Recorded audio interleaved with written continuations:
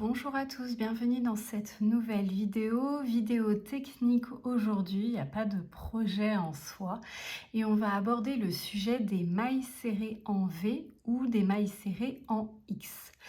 Je vais vous montrer déjà le travail en aller-retour, donc en rang, et l'incidence que ça peut avoir. Et je vais vous montrer aussi le travail lorsque l'on réalise des amigurumi et l'incidence que ça a aussi à ce niveau-là.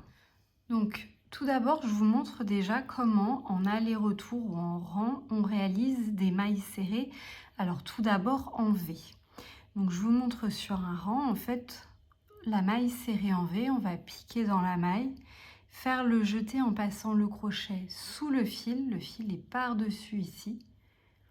On vient le chercher, le crochet passe par-dessus le fil, on tire, et là on finit classique en passant le crochet à travers les deux boucles.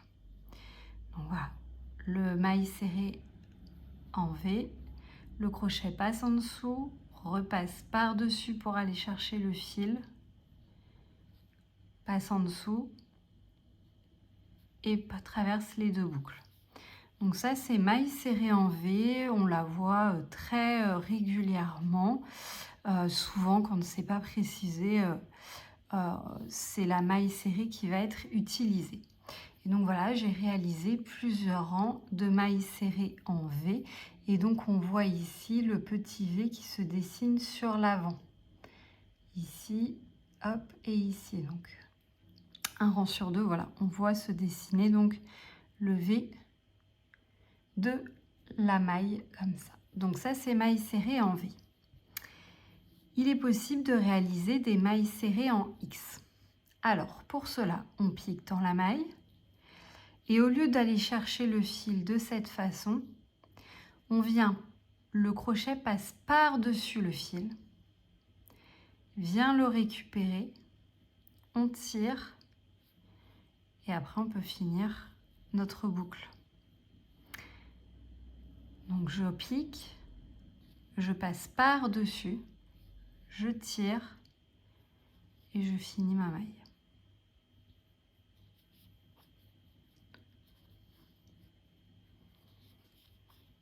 Hop, donc il y a une petite manœuvre à faire. C'est un coup de main à prendre, mais quand on l'a, ça va assez rapidement. On tourne, donc je vous remontre. Je refais un rang à ce moment-là en X.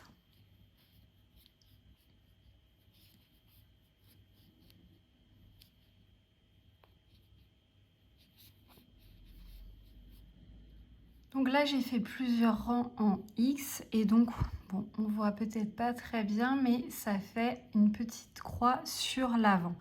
Et je ne sais pas si vous voyez là l'ouvrage. Là, j'ai fait des mailles serrées en V et là, des mailles serrées en X. Et en fait, c'est venu rétrécir mon ouvrage. J'ai fait le même nombre de rangs en V et en X. Et on voit que la hauteur en X est moins importante qu'en V. Et on voit aussi qu'elles sont moins larges. Donc en fait, quand on va choisir en X ou en V, il y a une part d'esthétique. Donc le fait qu'on veuille une croix sur le dessus, enfin voilà, quand on a l'ouvrage face à soi, ou des petits V. Donc il y a une partie esthétique, mais à savoir aussi que ça va avoir une incidence sur la taille finale du projet. Donc il faut bien, quand vous travaillez en aller-retour ou en rang comme ça, souvent c'est pour des vêtements et donc on va avoir une jauge de la part du créateur qui va nous indiquer il vous faut tant de mailles et tant de rangs pour avoir un carré de 10 par 10. Donc là, à ce moment-là, on peut ajuster la taille de son crochet et utiliser peut-être un crochet plus grand.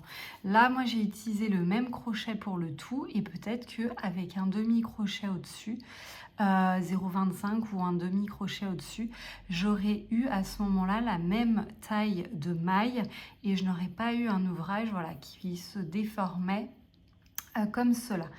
Donc souvent, voilà, en travaillant en aller-retour, vous avez la jauge et donc vous pouvez adapter. Soit vous prenez un crochet plus grand quand vous souhaitez crocheter en X, soit vous crochetez plus lâche, même si ça me paraît un peu compliqué de changer sa méthode. Donc voilà pour le travail en aller-retour.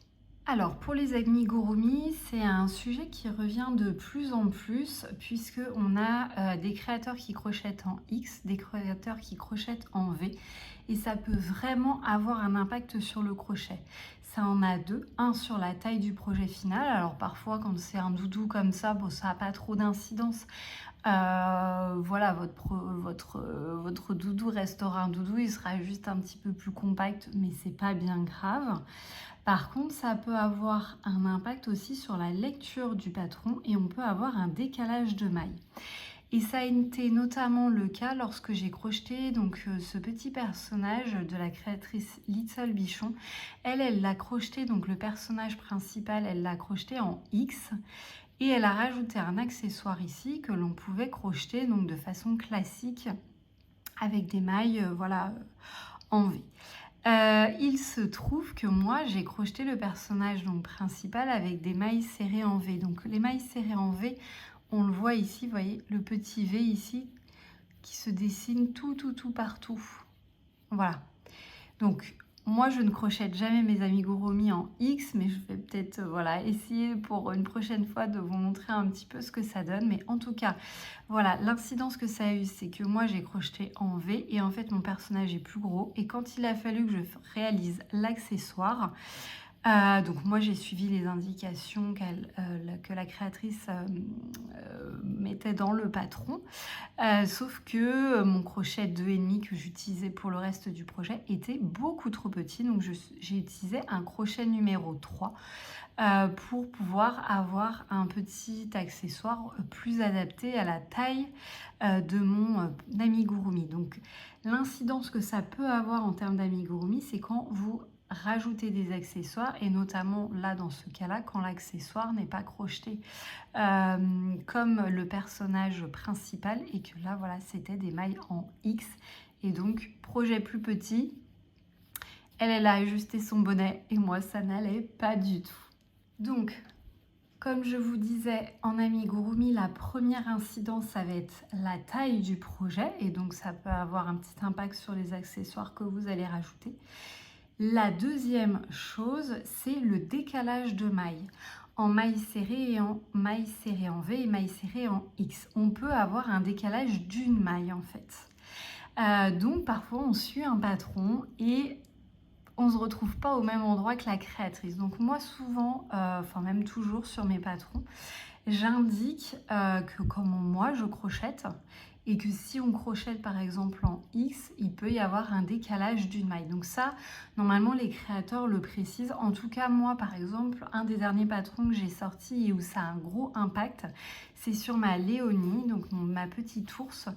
Là ça a un gros impact dans la mesure où c'est un projet qui est sans couture, donc tout se fait d'un seul tenant en fait ici.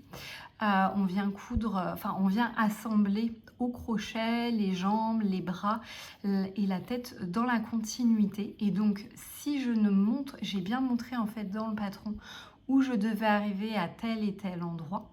Puisque en V, je peux, par exemple, sur la tête, il fallait bien arriver, par exemple, juste au-dessus au niveau du bras.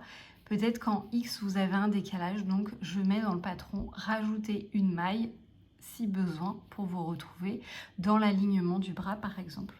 Donc voilà les deux incidences que ça peut avoir de crocheter en X ou en V. Donc n'hésitez pas à me dire en commentaire si vous crochetez plutôt en mailles serrées en V ou mailles serrées en X ou si vous changez en fonction du projet. Si par exemple pour un pull c'est marqué mailles serrées, vous faites des mailles serrées en V et pour les amigurumi vous faites en X pour avoir un maillage plus serré pour que votre ouate ne sorte pas. Voilà, dites-moi en commentaire, est-ce que c'est pour une raison esthétique, est-ce que c'est une raison de la taille après, donc comme pour les amigurumi, pour avoir un amigurumi plus compact. ou alors tout simplement parce que vous avez appris à crocheter la maille serrée en X bien avant la maille serrée en V. Donc je suis curieuse d'avoir vos retours à ce sujet.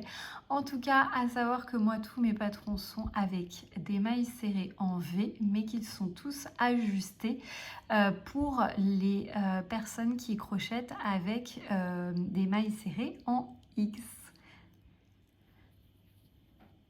Donc juste pour le récap, les incidences, c'est la taille du projet et c'est le décalage de mailles. Donc voilà, j'espère qu'en tout cas cette vidéo vous aura aidé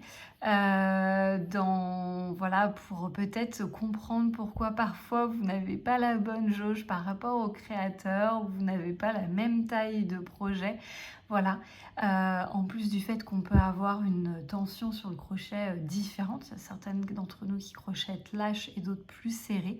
Moi, ce que je peux vous conseiller, si vous avez tendance à crocheter très lâche en amigurumi, c'est de prendre un crochet plus petit que celui indiqué et peut-être de crocheter en X pour avoir vraiment un joli projet final. Moi, j'ai tendance à crocheter pour les amigurumi notamment assez serré. Donc du coup, j'ai un travail compact et c'est pas trop gênant. Voilà, donc j'espère que cette vidéo vous a plu. N'hésitez pas à liker, à commenter, à vous abonner et on se dit à très vite pour une prochaine vidéo.